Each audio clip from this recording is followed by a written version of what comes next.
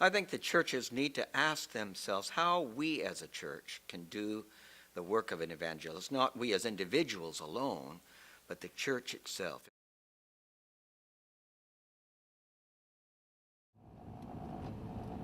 Church was planted 5 years ago, and we ended up out in this area on Forest Brook Road in Myrtle Beach.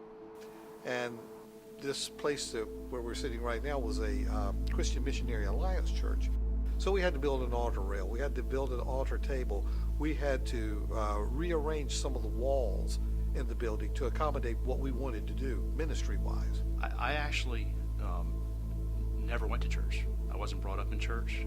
Yeah, Adam came. Of course, Steve, brought him in to work on the church because he had been doing work for Steve. I didn't, I just didn't have a relationship with God. I didn't, it just didn't mean anything to me.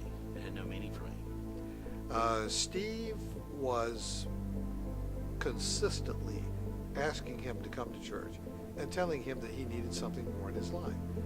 I was just involved in life, being busy, working really hard, trying to succeed, but just not, like I said, I just had no relationship with God. I do remember Steve calling me, and he said, we need to pray for Adam. He has had a cerebral hemorrhage. It was November 25th. It was a month before Christmas.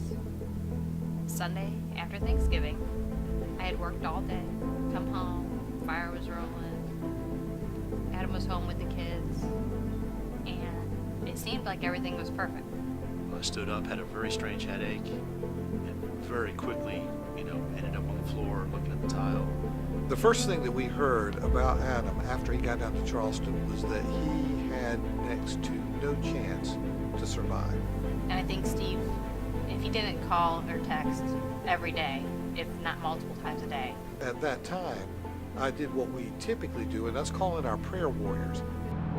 Of course, the whole church started praying for him because we had all seen him, and we knew who he was, and we also knew that he was not a Christian. And I kept thinking about all this prayer going through everything. I was like, if you could only hear this, Adam, because coma, he was just totally out. But he gradually began to get better, and we continued to pray. And over a couple of months, he finally was released from the hospital and came back home. I knew when I was out at home, even on a walker, I wanted to come to church. I wanted to come to this church. So, as soon as I could physically do it, which was, a while, and I think I might have been in a wheelchair the first couple of trips, but I came and I've never stopped. I love it.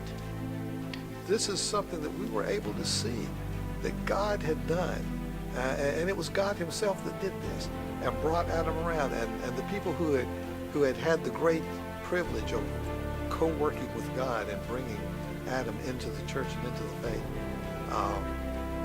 It was a jubilant time.